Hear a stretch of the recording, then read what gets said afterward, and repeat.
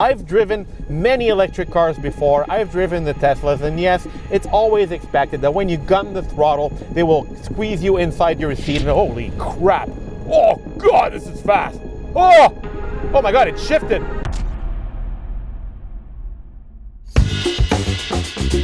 When Porsche set out to develop its first electric car, its main criteria wasn't to just build any EV, it had to be a Porsche.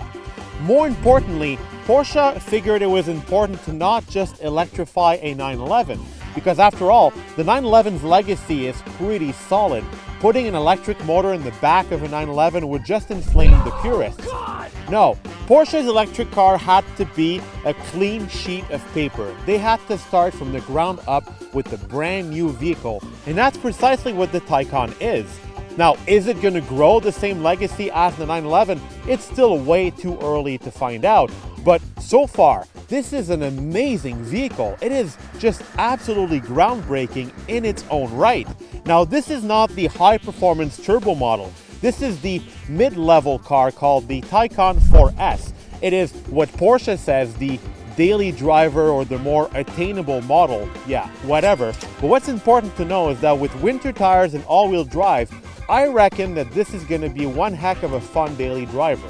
So come with me, we're going to go for a ride, and I'm going to show you all the great technology found underneath this sexy German body.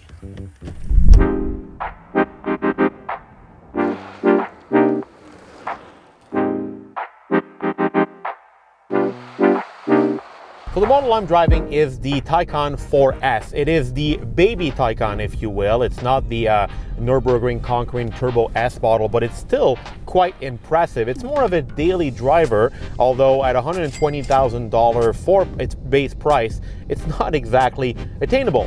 What is the difference between the 4S and the Turbo? Essentially, it's in the rear electric motor. Yes, this has all-wheel drive, so two electric motors, one in the front, one in the back. The front motor is the same for all Taycan models. The one in the rear is a bit less powerful. Total horsepower is 523 horsepower combined for both motors, but you can get an upgraded battery, a 93 kilowatt hour battery, which will give you 563 horsepower. This one has a 79 kilowatt hour battery, which in my book is good enough. I'm currently driving on a snowy surface because, of course, I'm in Canada. Yes, I can't wait for summer for better car reviews, and it's very, very smooth. It's so quiet. It's extremely comfortable. I'm currently driving in what Porsche calls the range mode. Now, this gives you the maximum amount of range. But obviously, this is a Porsche, so what you want to do is exploit the performance and really give it a try to see how quickly it goes and how well it attacks a corner. To do so, you have driving modes right here on your steering wheel. I have normal, sport, and sport plus. Sport plus is really where you want to be, as it lowers the vehicle's suspension, it changes the battery's performance, and it also retracts a nice little spoiler in the rear. Let's see how quick this thing is. Now, I've driven many electric cars before. I've driven the Teslas, and yes, it's always expected that when you gun the throttle, they will squeeze you inside your seat, and holy crap! Oh God, this is fast! Oh my God, it shifted! It shifted. Why? Because it has a transmission. Now, that's also where the Taycan is very different to other electric cars. Usually when you're driving an EV, you gun it, it accelerates very fast, but then it loses puff. It runs out of puff at somewhere around 140 kilometers an hour. Not with the Taycan. Now, they fitted a two-speed transmission in the rear to allow it to have a better top speed, because after all, this is a German car. It was created for the Autobahn. It was meant to go fast. You don't want to end up limited at 150 kilometers an hour in your Porsche, now do you? Now, this is noticeable when I hit a certain speed. I'm going to feel the transmission kick in, and I'm going to get like a second surge of power right up my butt, and it is fantastic. Right up my butt, and it is fantastic. Okay. You can't describe that feeling. You really need to drive the car to feel it. Now, I'm going to be careful. I'm going to try to floor it again. I'm just going to wait because it is a slippery surface today. Obviously, we're always filming these videos in snowstorms for some reason. Okay, I'm arriving on a dry patch of pavement. I'm going to try one more time, and here we go. Oh, wow! Oh my God! I'm not going to say how fast I was going there, but you don't need the turbo. I mean, for sure, if you want to be the fastest, but whew, this is fast as heck. You know, speed is one thing with electric cars, but it's the way this car envelops you. It really feels like I'm driving a Porsche. Allow me to explain. I have a very thin and grippy steering wheel. This thing is amazing. I've got fabulous response from it. I have this feeling that I'm driving a sports car. I'm in a cockpit. I am enveloped by the car. You don't get that in other electric cars, especially not Teslas. Then there's the build quality. It's the way the car feels. It feels so solid on the road. It is impeccably quiet. Hit a bump, pass a car, going through like crosswinds with this car. You don't hear the elements. You don't hear what's happening outside. And that's what makes the Taycan feel like such a substantial product. It feels like a quality item. It feels like something special. I also find it really neat how when I change the drive modes, I can actually see the suspension change and I can feel it. If I drop it down into Sport Plus, I'm just gonna feel the car go, whoop. It just feels nice and low and buttoned down. Back into normal mode, and automatically whoop, it goes back up and it just feels softer. Now what's also great about this 2-speed transmission is that you feel it kicking in. Now, Porsche was explaining to me that was done on purpose. It could have made it appear seamless, but it preferred to make you feel the transmission kick in to give you more of a driving feel. And I'm totally okay with that because it adds a mechanical feel to an otherwise very robotic experience. That's usually the problem with electric cars, that you feel like the car is driving you and you're not driving it. This is the other way around. I really feel like I'm in control of this machine. And sure, it is very quiet. I don't have a turbocharged flat 6 pushing behind my head, but there's a lot to like about it anyway. It's still highly addictive. The throttle is so precise.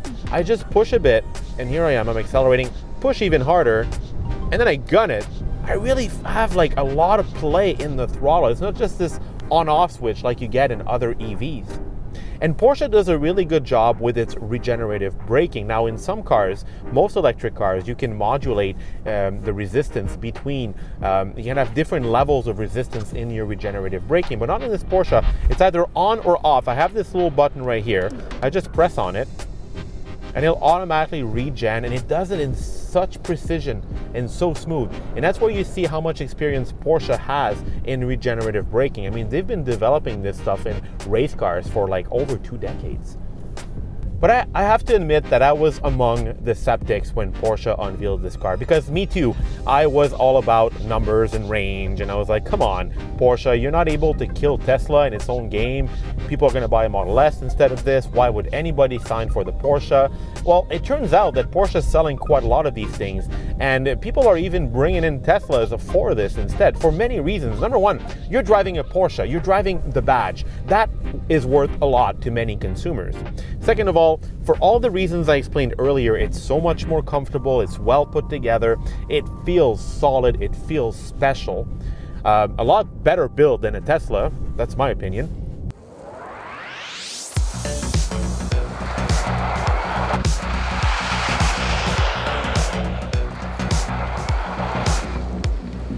So obviously, this being a modern electric car, all you have in the dashboard are screens, but Porsche did a really good job of mimicking the old gauge cluster. To begin with, I have 3 circular clusters right here in the front, reminiscent of the analog Porsches, particularly the 911. What I also like is that in an electric car, you don't have a starter, you don't have a push button start, but you don't really need these things. You can just get in the car and take off. But Porsche left the on button right here on the left. Oh yes, of course, it looks like the on button on a PlayStation console, but they put it on the left-hand side, just like they did with vintage Porsche 911s. Now this harkens back to Le Mans, when the race car drivers would run to their cars and they would have the key right here next to the door. They would turn on the ignition and take off.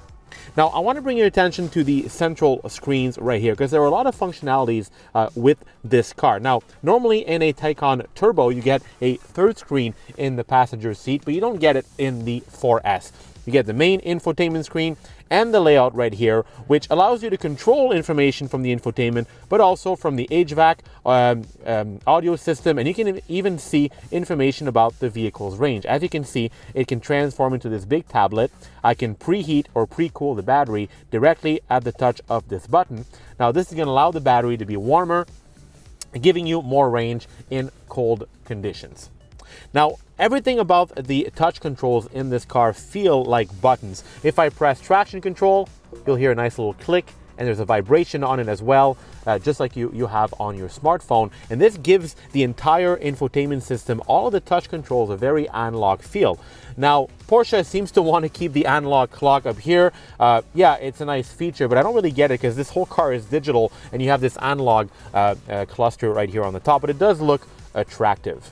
Now, there's a variety of things you can configure here. For example, if I go in the car menu, I can get information on my trip, how much range I had when I took off, the average consumption that I made, and how much real kilometers I did with the battery when it was full.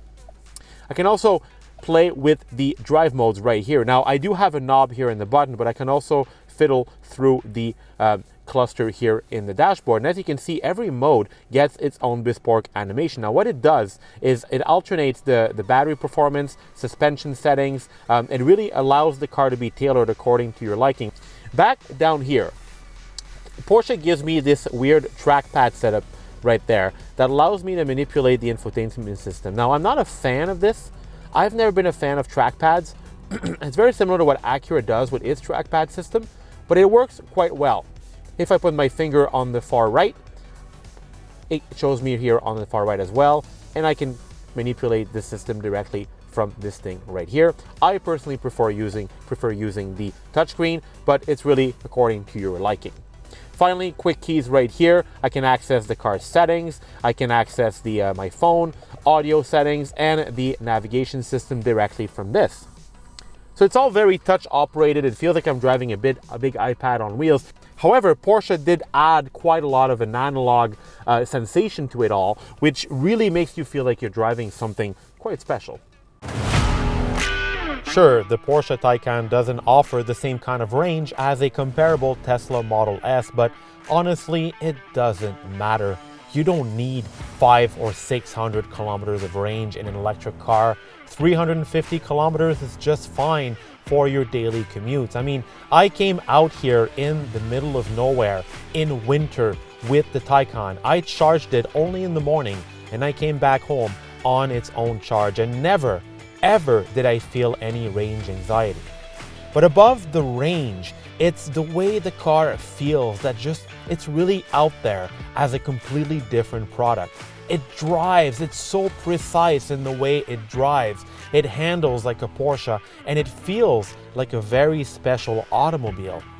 Add to that a badge that speaks for itself, impeccable build quality, and unquestionable road presence, and it's fair to say that Porsche's first effort in the electric car world is a home run.